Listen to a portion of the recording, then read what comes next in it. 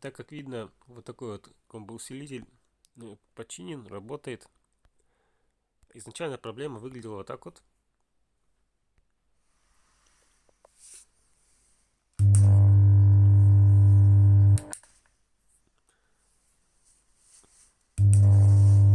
То есть комбик гудит частотой, как в розетке, никакие сигналы не проходят, темброблок не тоже ничего не меняет, ничего не,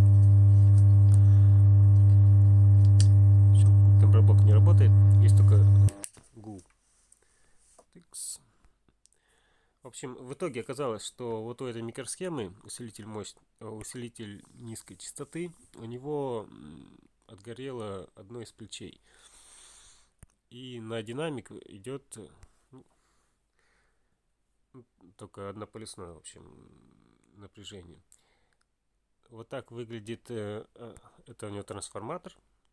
Вот мы видим там 56 вольт. И там у него трехполюсное, три провода, двухполюсное питание. Там плюс 20 сколько-то, минус 20 сколько-то и 0. Это диодный мост, конденсаторы. Конденсаторы отпаял конденсаторы и замерил емкость. С ними все хорошо. Здесь стоят две кренки. Это регуляторы напряжения. Одна на плюс, другая на минус.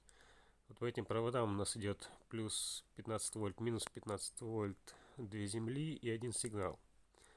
Вот сам усилитель низкой частоты. Ну, то есть вот это, здесь у нас блок питания и усилитель на одной плате собраны. Вот отсюда у нас идет сигнал на темброблок и обратно. Все платы повытаскивал, пропаял, потому что были проблемы были проблемы с пайкой. Вот у нас снизу темброблок. Его снял, изнутри все дорожки пропаял. Были проблемы с потенциометрами.